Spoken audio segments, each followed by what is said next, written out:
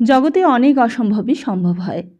নিতান্তই কল্পিত গল্পের মতো ঘটনাও সত্য সত্যই ঘটিতে দেখা যায় মাঝে মাঝে, দৈবাত হইলেও দেখা যায়।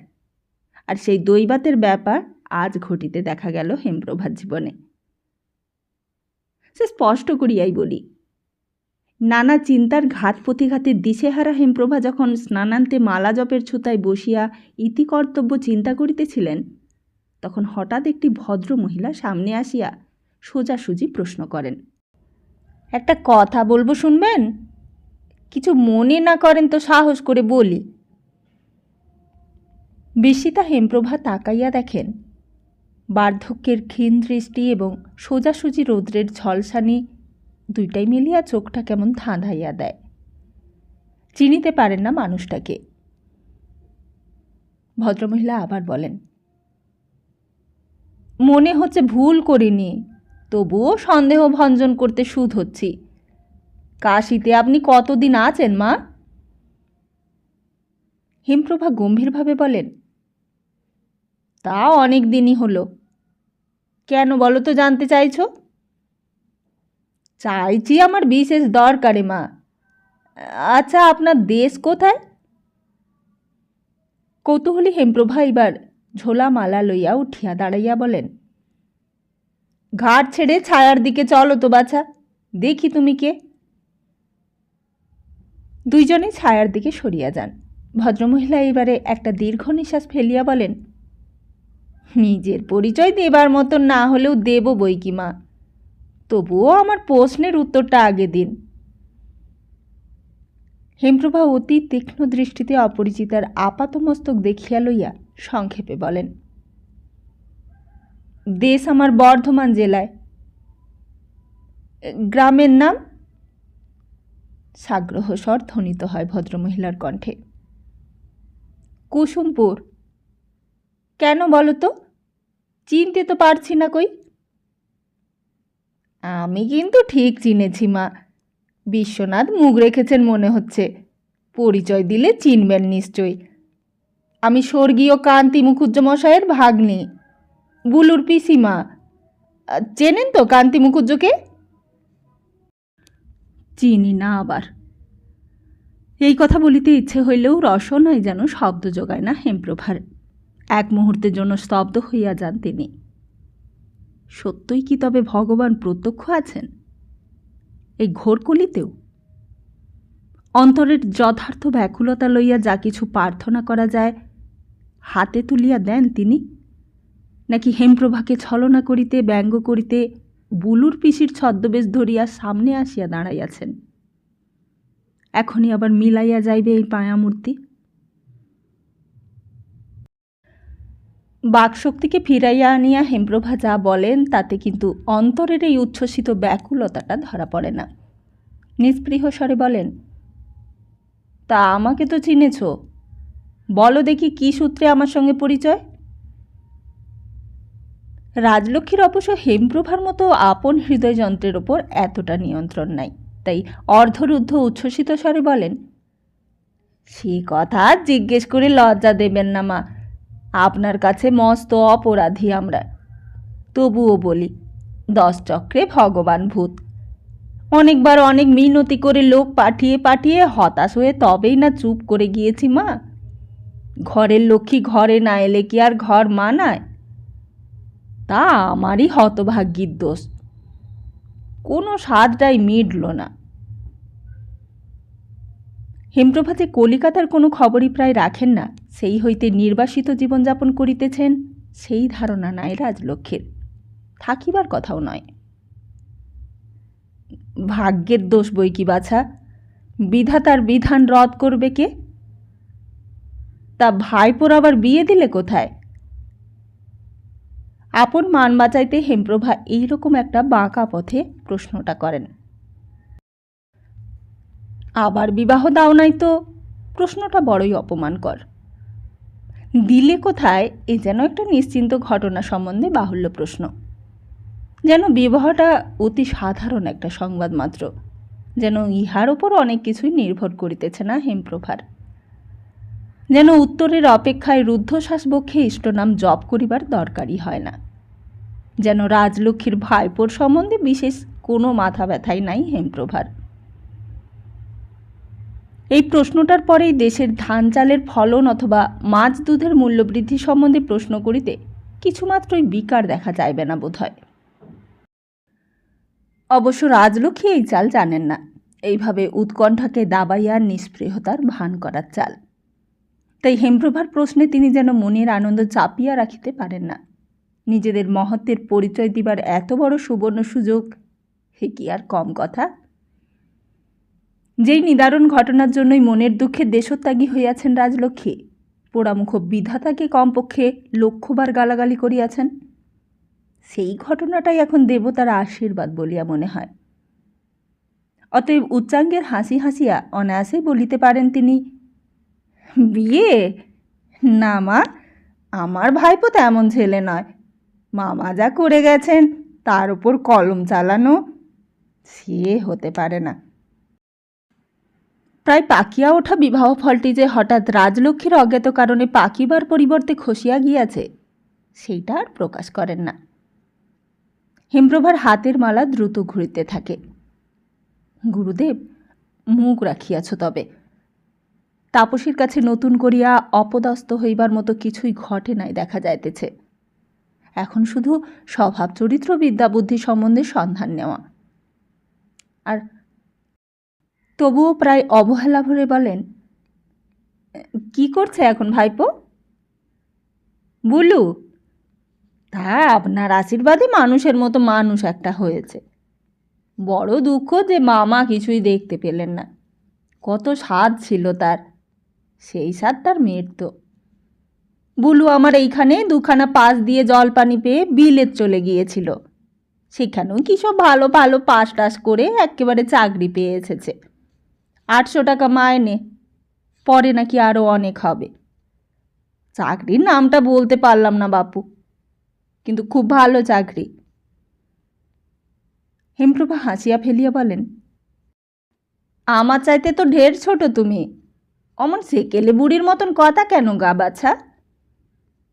তা যাক, বিলেত ঘুরে এসে মেজাজটি আছে কেমন? মেম চায় না তো? রাজলক্ষ্মী জিভ কাটেন। অমন কথা বলবেন না। বুলু কি আর সেই ছেলে? এখনো বাড়ি গেলেই আমার রান্নাঘরের দোরে খুরশি পিড়িতে বসে নারকেল নাড় ক্ষীরের ছাঁচ চেয়ে খায়। রায়বল্লভের আরতির সময় গরদের ধুতি পরে চামর পাখা দোলায়। বললে হয়তো ভাববেন বাড়িয়ে বলছি, তবুও বলবো, হাজারে অমন একটা ছেলে মেলে না। আপনার ছেলে ইচ্ছে করেই অবহেলা করলেন। এখন দেখলে বলবেন। হেমপ্রভা বাধা দিয়া উদাস্বরে বলেন, আমার ছেলে সে দেখছে বই কি, সেখানে বসে সবই দেখতে পাচ্ছে। হয়তো এতদিনে তার অপরাধী মাকে ক্ষমাও করেছে। রাজলক্ষ্মী থতমত খাইয়া বলেন, কেন, তিনি কি? হেমপ্রভা মাথা নাড়েন। 1 যুগ হয়ে গেল, কেউ কারোরই খবর রাখি না। আজ বিশ্বনাথ হঠাৎ তোমার সঙ্গে যোগাযোগ করিয়ে দিলেন, তাই দেখি তার কি ইচ্ছে। মান খোয়াইয়া বলেন না, এইবার তবে তোমাদের বউ লইয়া যাও তোমরা। শুধু কথা ফেলিয়া রাজলক্ষ্মীর মনোভাব বোঝার চেষ্টা করেন। রাজলক্ষ্মী হাহা করিয়া ওঠেন। আর কি বিশ্বনাথের ইচ্ছে বুঝতে ভুল করি? এইবার আর কোনো বাধাই শুনব না। আমার বুলুর হাতে পড়লে কোনো মেয়ে অসুখী হবে না, এই ভরসাতেই জোর করে বলছি। হেমপ্রভা মালাগাছাটি কপালে ঠেকাইয়া মৃদু হাসির সঙ্গে বলেন, আমার নাতনি তো তার যোগী নাও হতে পারে বাছা, কিছুই তো জানো না তুমি। রাজলক্ষ্মী হাসিয়া ওঠেন, যেন ভারী একটা রহস্য করিয়াছেন হেমপ্রভা। অতঃপর অনেক জ্ঞাতব্য এবং অজ্ঞাতব্য বিষয়ের আলোচনা হয়। শুধু তাপসী যে কাশিতেই হেমপ্রভার নিকট রহিয়াছে সেইটুকু সুকৌশলে চাপিয়া যান হেমপ্রভা। কেবল বলেন, তা চলোই না, আমার বাড়ি এই তো কাছেই। এই বেলা আমার কাছে 2টো দানা পানির ব্যবস্থা হোক। রাজলক্ষ্মী সামান্য অনুরোধে রাজি হইয়া যান। হেমপ্রভার সঙ্গে সম্বন্ধ বজায় রাখার গরজটা যেন তাহারই বেশি। দানাপানি ব্যতীতও রাজলক্ষ্মীর জন্য যেন তৃষ্ণার জল তোলা রহিয়াছে হেমপ্রভার ঘরে। সেই কথা কি স্বপ্নেও ভাবিয়াছিলেন রাজলক্ষ্মী?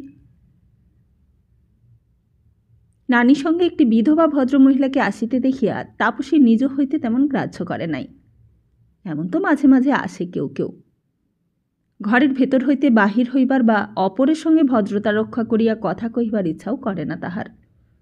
অজানিত ব্যক্তির সেই চিঠিখানার অজ্ঞাত বিষয়বস্তু সম্বন্ধে আকাশ পাতাল কল্পনা করিতে করিতে ক্লান্ত হইয়া পড়িয়াছে বেচারা। স্বাভাবিক দৃষ্টি লইয়া ঘরে ঢুকিলে ছেঁড়া চিঠির কুচোগুলো হেমপ্রভার দৃষ্টি এড়াইত না নিশ্চয়ই, কিন্তু বিশেষ ব্যস্ততা লইয়া ঘরে ঢোকেন তিনি, তাই লক্ষ্য করেন না। তাপসী, শোন, একজন এখানে খাবে আজ। হ্যাঁ, এই বেলায় একটু আয় দেখি আমার সঙ্গে, কুর্ণ বাটনা করে দিবি। তাপসী অবাক হইয়া বলে, আমি? আমার হাতে খাবে তোমরা?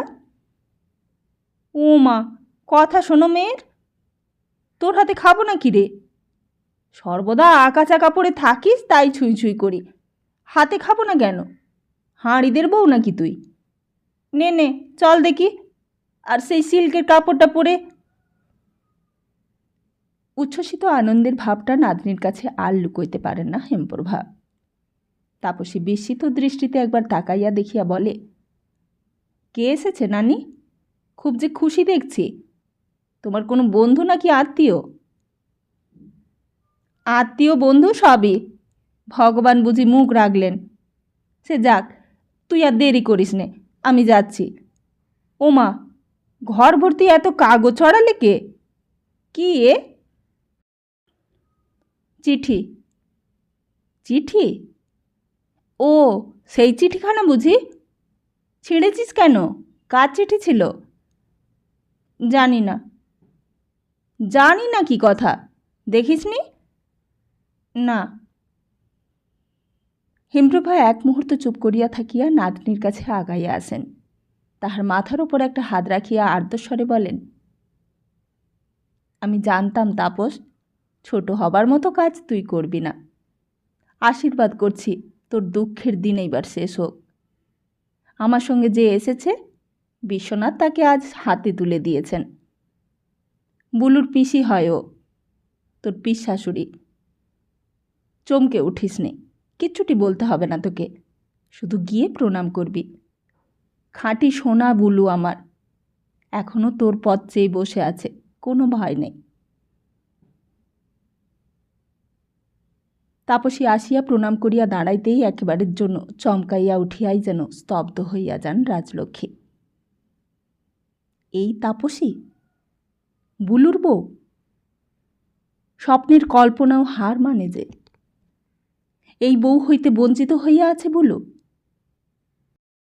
বুলুর মতো স্বামীকে লাভ করিয়া ধন্য হইতে পারল না বলিয়া অপরিচিতা বধূর ভাগ্যেরই নিন্দা করিয়া আসিয়াছেন এতদিন। চিন্তার হাওয়াটা এইবারে বিপরীতমুখী বহে। নির্দয়তার মধ্যেও কি অনন্ত দয়া ভগবানের! বুলুর সাম্প্রতিকার বিবাহটা ফসকাইয়া না গিয়া যদি সত্যই ঘটিয়া যাইত, কি সর্বনাশটাই না হইত। এই বউকে রাজলক্ষ্মী কোথায় রাখিবেন? বুকে না মাথায়? না, এবারে আর কোনো বোকামি করিবেন না। আঁচলে বাঁধিয়া লইয়া গিয়া তবে আর অন্য কাজ। হেমপ্রভার হাতে পায়ে ধরিতে হয় তাও রাজি। দোষ কি? সম্পর্কে গুরুজনিত। মানের জন্য প্রাণ যাক, অত কুসংস্কার রাজলক্ষ্মীর নাই। তা হেমপ্রভাকে অবশ্য হাতে পায়ে ধরিতে হয় না, নিজেই তো হাত ধুইয়া বসিয়াছিলেন ভদ্রমহিলা। কাশীবাস করিবার সাধু সংকল্প অবলীলাক্রমে বিসর্জন দিয়া রাজলক্ষ্মীও যেমন মহোৎসাহে দেশে ফেরার তোড়জোড় করেন, হেমপ্রভাও তেমনি আগ্রহে দীর্ঘকালব্যাপী কাশীবাসে অভ্যস্ত জীবনকে আপাতত ত্যাগ করিয়া দেশে ফিরিবার ব্যবস্থা করিতে থাকেন। মন জিনিসটাই এমন, একবার ছুটিলে আর ধরিয়া রাখা শক্ত। চিরদিনের প্রিয় আভাস্থল স্বামীর ভিটার ছবিখানি মনে ফুটিয়া ওঠা পর্যন্ত হেমপ্রভার আর 1 ঘণ্টাও দেরি সহে না। কেবলমাত্র তাপসীর হিতার্থেই নয়, নিজের পিতার্থেও যাওয়ার ইচ্ছাটা এতটাই প্রবল হয়। হায় হায়, কি মিথ্যা অভিমানেই তিনি সেই পুণ্যভূমিকে ত্যাগ করিয়া বসিয়া আছেন। এই অভিমানের মর্ম বুঝিল কে? না না, শেষ জীবনে একবার গিয়া এতদিনের পাপের প্রায়শ্চিত্ত করিয়া আসবেন হেমপ্রভা। অতএব 10 চক্রে ভগবান ভূত। তাপসীর যাওয়া ছাড়া আর গতি কি? মান খোয়াইয়া তো আর মায়ের কাছে সত্যি ফিরিয়া যাওয়া যায় না, বিনা সাধ্য সাধনায়, এমনকি বিনা আত্মানে। অথচ চিত্রলেখার মনোভাব অনমনীয়। তবে যাইবার গোজ করিতে করিতে একসময় সে চুপি চুপি বলিয়া নেয়, দেখো নানি, দেশে গিয়ে আমি যে যার তার বাড়িতে গিয়ে থাকতে যাব তা যেন মনেও করো না, বুঝলে? তোমার বরের সেই যে একটা সেকেলে পুরনো পেল্লাই বাড়ি আছে, তারই এক কোণে থাকতে দিও। হেমপ্রভা হাসিয়া ফেলিয়া বলেন, ইস, তাই বই কি? কেন? আমার বরের বাড়িতে তোকে থাকতে দেব কেন রে? নিজের বরের বাড়ি সামলাগে যা। দরকার নেই নানি, বাজে জিনিস সামলে। নিজেকে সামলাতে পারলেই বাঁচি এখন আমি। পরিহাস ছলে বলিলেও কথাটায় দুঃখময় সত্যের করুণ সুরটুকু ধরা পড়িয়া যায়। সত্যই তো, নিজেকে সামলানোই কি সোজা? এই দীর্ঘকাল যাবৎ নিজেকে সামলাইয়া চলিতে চলিতে যে কাহিল হইয়া গেল বেচারা। ট্রেনে ধকধক শব্দের সঙ্গে সুর মিলাইয়া তাপসীর হৃৎপিণ্ডটাও যেন ধকধক করিতে থাকে। কি করিতে যাইতেছে সে? খেলাঘরের সেই বিবাহটাকে ঝালাইয়া লইয়া অপরিচিত বরের ঘর করিতে যাইতেছে, বিনা আমন্ত্রণে, বিনা আহ্বানে। তাছাড়া কি ভিতরে ভিতরে তেমনই একটা আকাঙ্ক্ষায় কি লুকাইয়া নাই? কিন্তু রাজলক্ষ্মীর আমন্ত্রণটাই কি চরম? লুব্ধ ভিক্ষুকের মতো সেইটুকু সুযোগ লইয়া কৃতার্থ মুখে দাঁড়াইতে হইবে সেই উদাসীন হয়তোবা আত্মম্বরী লোকটার কাছে। শেষ পর্যন্ত তাহার একটু করুণা লাভ করিয়াই ধন্য থাকিতে হইবে হয়তো। কে বলিতে পারে তার কি মতিগতি? রাজলক্ষ্মীর কথাবার্তায় খুব বেশি আস্থা তাহার উপর রাখা চলে না। নেহাতি সাদামাটা বোকাশোকা মানুষ। তবে তাপসী কি করিবে এখন? সেই অজ্ঞাত স্বভাব লোকটার করুণার উপর জুলুম করিয়া অথবা আইনের দাবি লইয়া নিজের ঠাঁই করিয়া লইতে হইবে তাহাকে। ফকির সেই সিংহাসনে বসিয়া থাকিবে 10-এর একজন সাজিয়া, গহনা কাপড়ের ঝিলিক মারিয়া চড়িয়া বেড়াইবে সমাজের মাঠে, অস্বীকৃত সম্বন্ধের জের টানিয়া নির্লজ্জের মতো ভিক্ষাপাত্র হাতে ধরিয়া কোন মুখে গিয়া দাঁড়াইবে তাপসী? কি বলিবে সে? কি বলিবেন চিত্রলেখা? আর কি বলিবে ভাইয়েরা? আত্মসম্মান জ্ঞানটা ভারী টনটনে ছিল না তাপসীর? আর আর একখানি মুখ, সেটা কি একেবারে উড়াইয়া দেওয়া চলে? অজন্তার ছাদে গঠিত সেই ওষ্ঠাধরের ঈষৎ বাঁকা রেখার যে বাঁকা হাসির বঞ্চনা দেখা দিবে, তার তিক্ততা কল্পনাতেও সহ্য করিবার ক্ষমতা কি আছে তাপসীর? ভাবিতে গেলে বুকের ভেতরটা কেমন যেন একটা যন্ত্রণায় মোচড় দিয়া ওঠে। কিরিটির সঙ্গে সকল সম্বন্ধ ঘুচাইয়া ফেলিতে হইবে, এই কথাটা যতবারই মনে মনে উচ্চারণ করিতে চেষ্টা করে তাপসী, নিজেকে ভারী অসহায় লাগে। কে বুলু? বুলুর সঙ্গে তাহার সম্বন্ধ কি? স্বামিত্বের দাবিতে বুলু আসিয়া অধিকার করিয়া লইবে তাহাকে?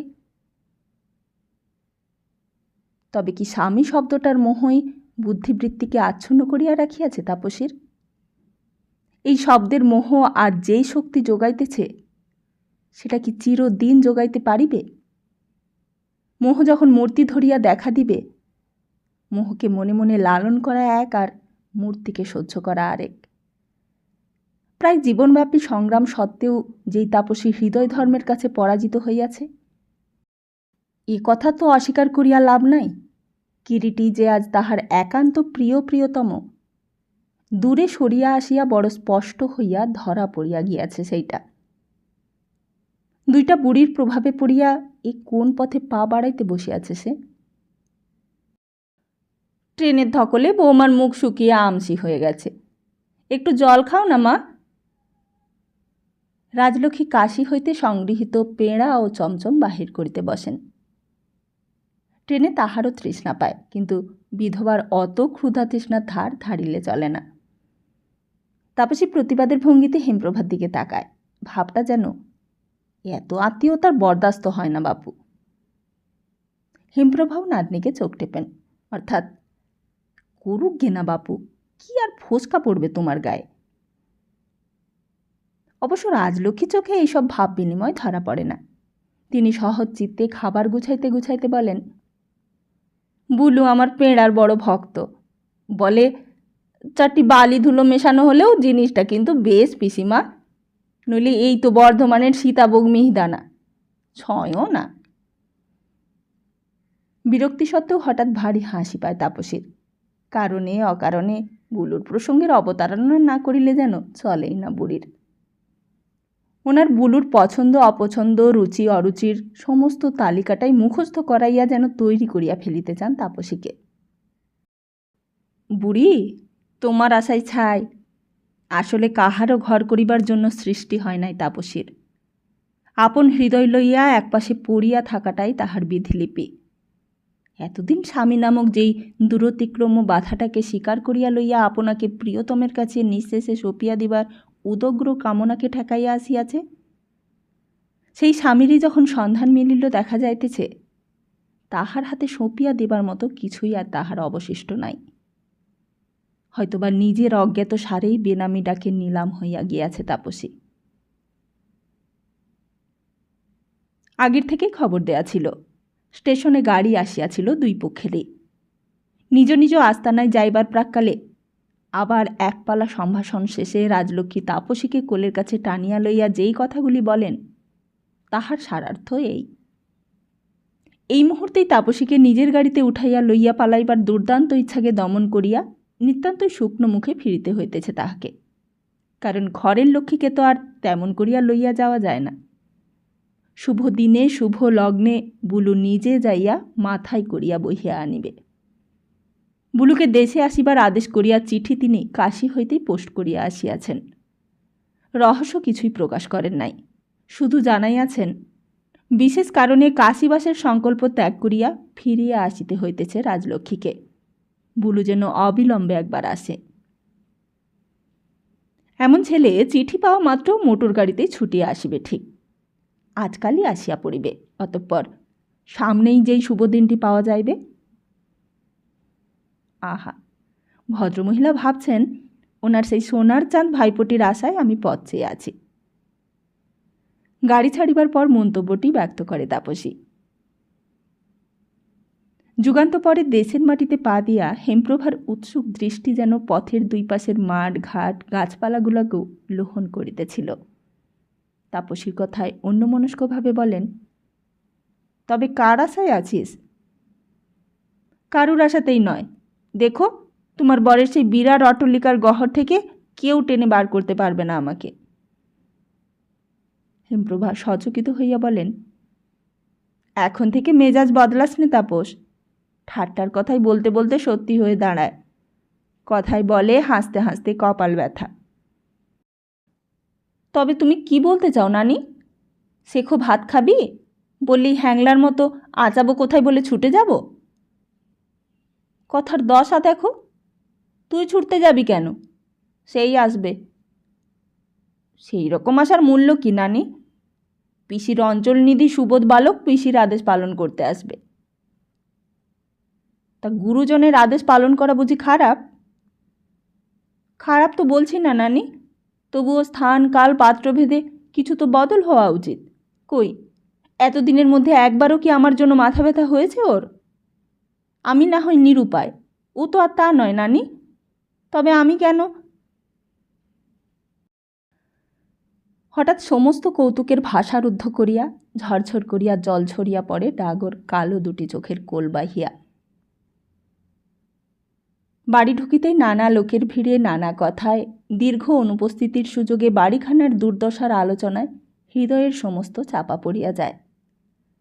ঠাকুমা নাতনি মহোৎসাহে গোছগাছে লাগিয়া যান। সারাদিনের গোলমালে কিছুই আর মনে থাকে না। মনে পড়ে রাত্রে বিছানায় যাইবার আগে হিমপ্রভা তখনও নিচের তলায় সরকার মহাশয়ের সঙ্গে অনেক কথা, অনেক আলোচনায় বিভোর।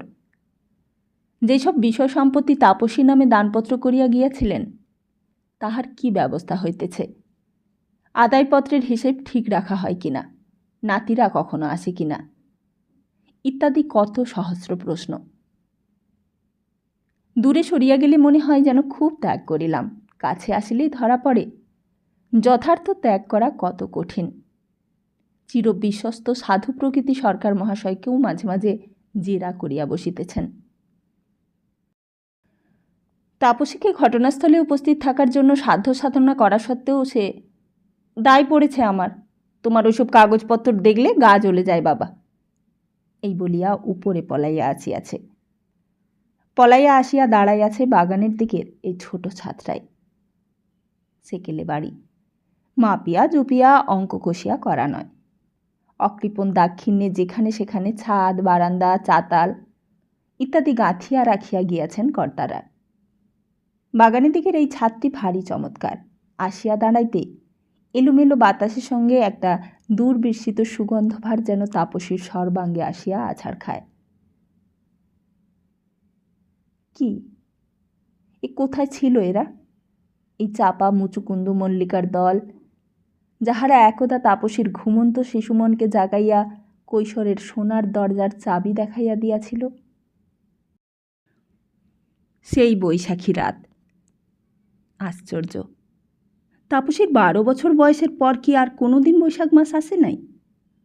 কত সময়ই তো কত জায়গায় ঘুরিয়াছে, কোথাও কি ফোটে নাই চাপা মুচুকুন্দু মল্লিকা? মনে পড়িয়া গেল ফুলের মালা পরার জন্য ছোট ভাইদের কাছে লাঞ্ছনা। আর আর সেই দিনই না, হ্যাঁ সেই দিনই তো বল্লভজির মন্দিরে গিয়েছিল তাহারা। এই পরিবেশ আর এই গন্ধ সমারোহের দৈত্যে বড় বেশি স্পষ্ট করিয়া সব কিছু মনে পড়িয়া যাইতেছে। কই, এতদিন তো এমন করিয়া চোখের উপর ভাসিয়া ওঠে নাই বল্লভজির রৌদ্রালোকিত প্রাঙ্গণের মাঝখানে সেই ফুটন্ত কোমলের মতো রক্তাভ দুইখানি পায়ের পাতা, বেনারসির জোরের আলোয় ঝলসানো আঁচলটার ঝকঝকানি, ঈষৎ কোকড়ানো রেশমি কালো চুলে ঘেরা উজ্জ্বল একখানি মুখ। মুখ নয়, মুখের আভাস যেন। মুখটা কিছুতেই মনে পড়ে না, স্মৃতির দরজায় মাথা কুটিয়া ফেলিলেও না। সেই পায়ের নিচে নিজেকে বিকাইয়া দেওয়া আজ কি এতটাই অসম্ভব? কে জানে, হয়তো এই আবেষ্টনের মধ্যে নিজেকে আটকাইয়া রাখিলে খুব অসম্ভব নয়। কোনটা ধর্ম, কোনটা ন্যায়? মাথার ওপর যেই নক্ষত্রের দল নিচের মানুষের প্রতি অনুকম্পা দৃষ্টি মেলিয়া চাহিয়া আছে, তাহারা কি বলিয়া দিবে তাপসীর কি কর্তব্য? অনেক রাত্রে হেমপ্রভা উপরে আসিয়া তাপসীকে ছাদে আবিষ্কার করিয়া অবাক হইয়া যান। এখনো ঘুমোসনি তুই? এখানে ঘুরে বেড়াচ্ছিস? ঘুম আসছে না নানি? হেমপ্রভা মনে মনে হাসিয়া ওঠেন। না আসাই তো উচিত, এটা কি ঘুমের বয়স নাকি ঘুমের রাত্রি? তবুও তো মরুভূমির মতো জীবন তাপসীর। ছায়াচ্ছন্ন স্নিগ্ধ শীতল জীবনেও কি বিরহের রাত্রে ঘুম আসে চোখে? এই ছাদে এমনই শিথিল ভঙ্গিতে হেমপ্রভাও কি দাঁড়াইয়া থাকেন নাই কোনো দিন? পরনে নীলাম্বরী, খোঁপায় ফুলের মালা, চোখে প্রতীক্ষার ক্লান্তি আর মুখে অভিমান ভার। উৎকণ্ঠ হইয়া দাঁড়াইয়া আছেন, ঘোড়ার খুরের শব্দের আশায় কান পাতিয়া।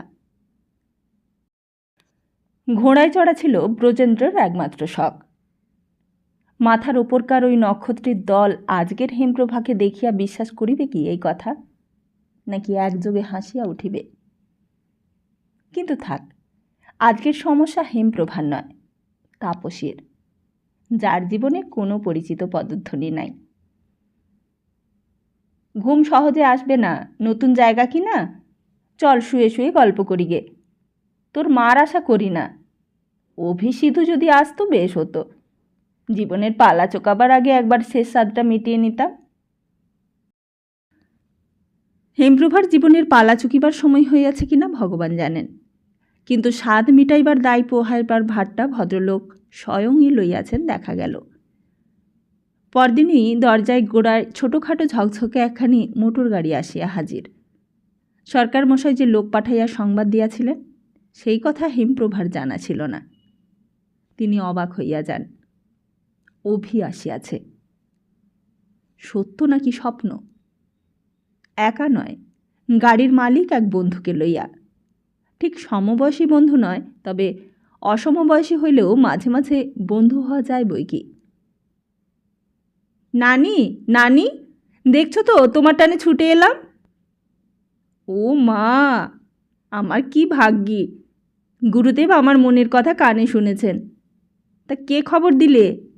সরকার মশাই নিশ্চয়ই। একবার চাঁদ মুখগুলো দেখবার জন্য যে কি উতলা হচ্ছিলাম। সিধু আসেনি বুঝি? না, মার শরীরটা ভালো নয়, দুজনে এলাম না। অবশ্য এক হিসেবে দুজনেই এসেছি। সঙ্গে একটি বন্ধু লোক আছেন, বলতে পারি না তিনি আবার কার টানে এসেছেন।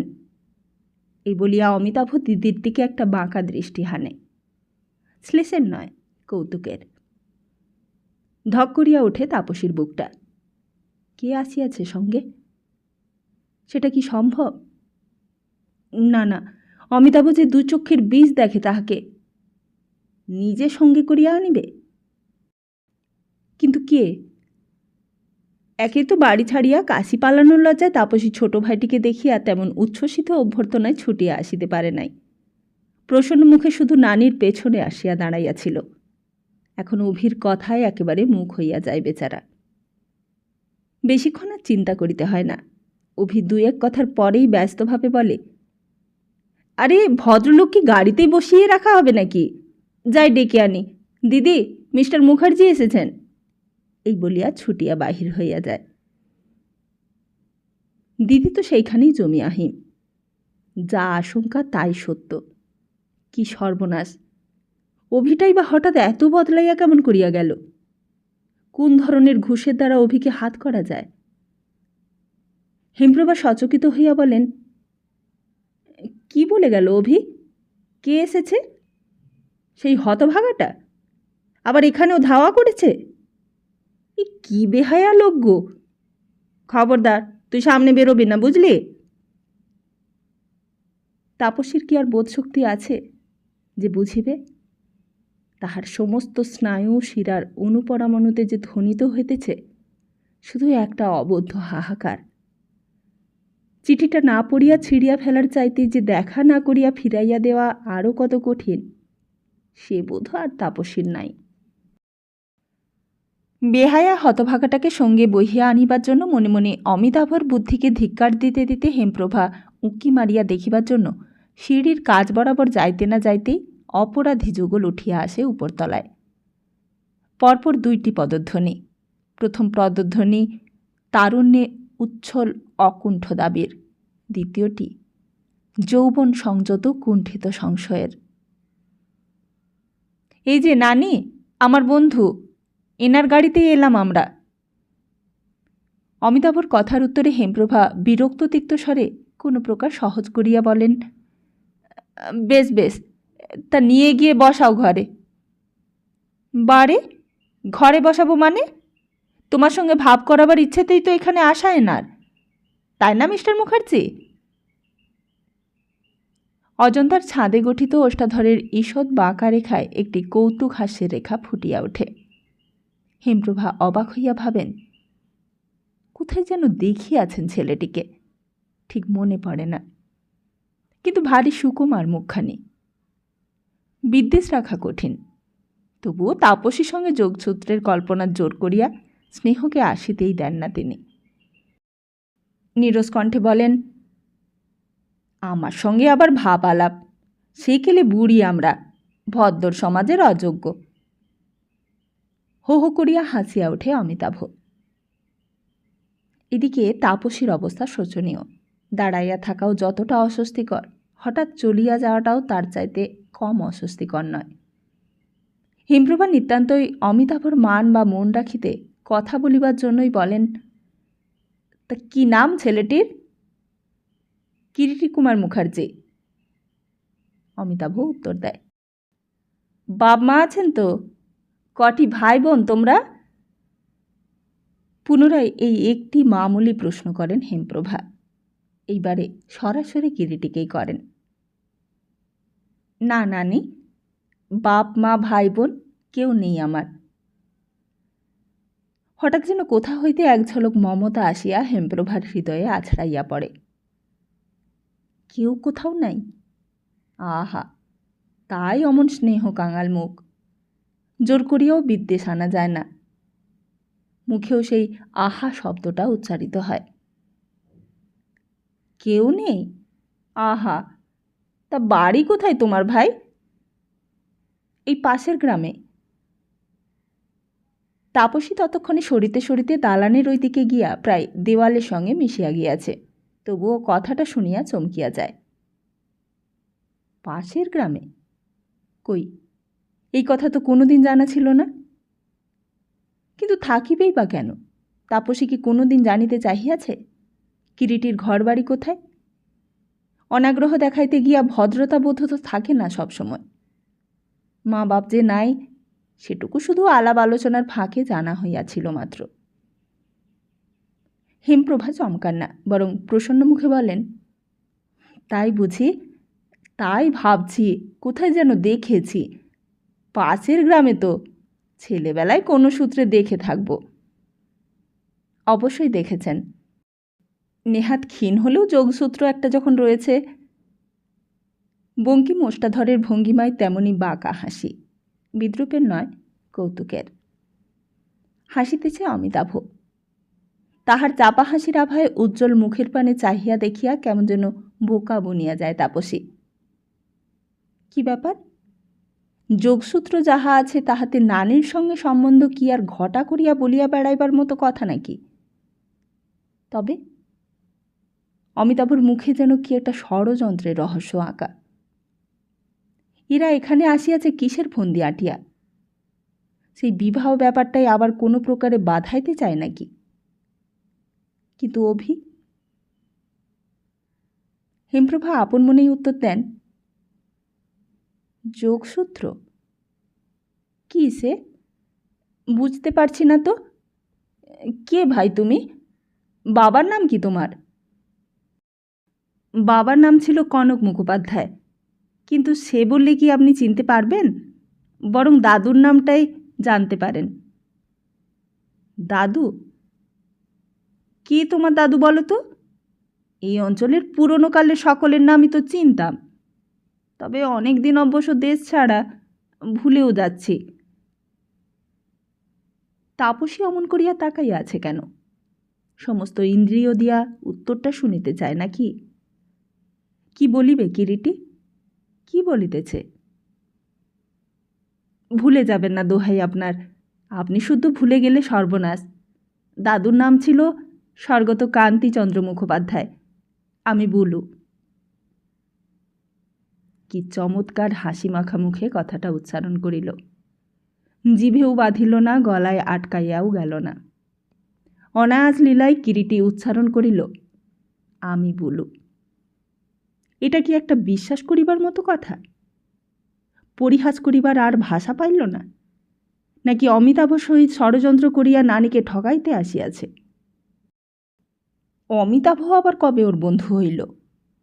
তাপসী চলিয়া আসিবার সঙ্গে সঙ্গে পৃথিবীটা উল্টাইয়া গিয়াছিল নাকি? নানিকে ঠকাইয়াও কি তাপসীকে গ্রাস করিতে চায়? তাপসীকে কি ভাবিয়াছে কি ও? কি বলা বলি করিতেছে ওরা? এইসব কথার কোনো অর্থ আছে নাকি? কি বলিতেছে? আমার পিসিমা রাজলক্ষ্মী দেবীর চিঠি পেয়েই অবশ্য আমি এসেছি, তবে এখানে অমিতাভই জোর করে আগে নিয়ে হাজির হলো। চিনি না বলে তাড়িয়ে টাড়িয়ে দেবেন না। ও কি মানুষ? ও কি পাষাণ? তাপসী কি এখনো সজ্ঞানে আছে? কিরিটি নামটা তবে ছদ্মনাম নাকি সত্য? এই দীর্ঘকালের মধ্যে কই স্বামীর নামটা তো জানিয়া রাখা হয় নাই তাপসীর। আশ্চর্য! বুলু যে একটা সত্যকার নাম হইতে পারে না, নিতান্তই আদরের ডাক, তাও তো খেয়াল হয় নাই কোনো দিন।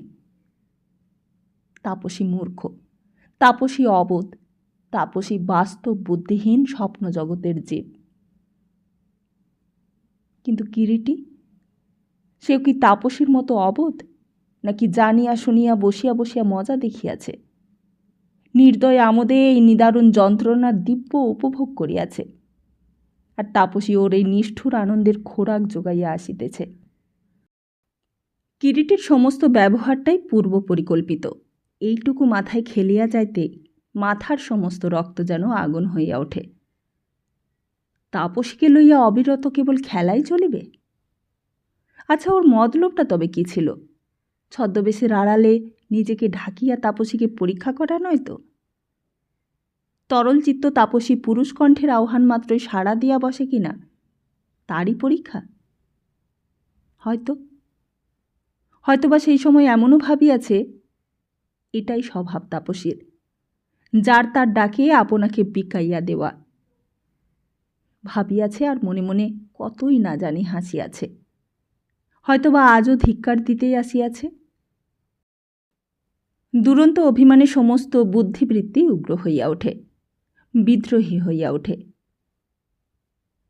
এই ব্যক্তির সঙ্গে নতুন করিয়া গাঁট ছড়া বাঁধিতে হইবে? কৃতার্থ চিত্তে ওর চরণচিহ্নকে অনুসরণ করিয়া যাইতে হইবে ওর ঘর করিতে? অসম্ভব। তাপসী ধ্যানের দেবতাকে ভাঙিয়া চুরি করিল কিরিটি, আর বুলু বিলুপ্ত হইয়া গেল। কিন্তু তাপসীকে ইচ্ছা করিলে অধিকার করা যাইবে, এই কথা মনে করিবার মতো ধৃষ্টতা যেন কিছুতেই না হয় ওর। আত্মপরিচয় গোপনকারী কাপুরুষের সঙ্গে তাপসীর কোনো সম্বন্ধ নাই।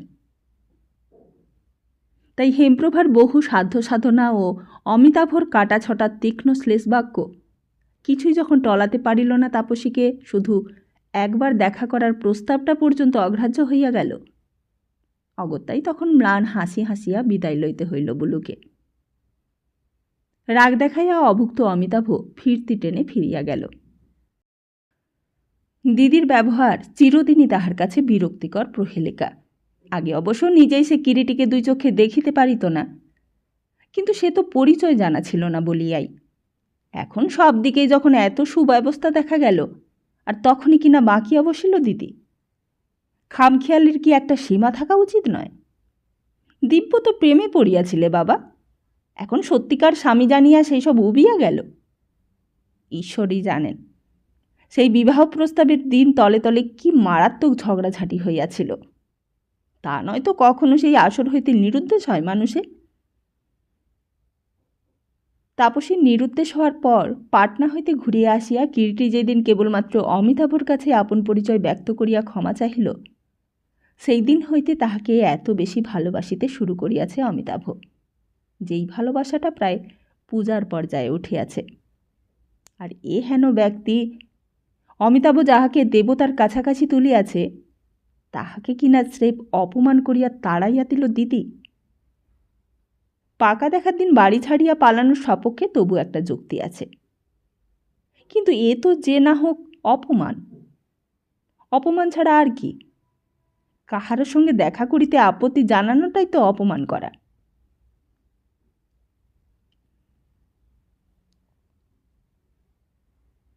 আমরা শুনছিলাম আশাপূর্ণা দেবীর লেখা উপন্যাস অগ্নি পরীক্ষার ৬ষ্ঠ পর্বটি। খুব শীঘ্রই আসছি অন্তিম পর্বটি নিয়ে। ততদিন ভালো থাকুন, সুস্থ থাকুন, আর সবাইকে ভালো রাখুন। আমার গল্প পাঠ যদি আপনাদের পছন্দ হয়, চ্যানেলটিকে সাবস্ক্রাইব করে পাশে থাকুন। কমেন্ট করে জানান গল্পটি কেমন লাগছে। নমস্কার।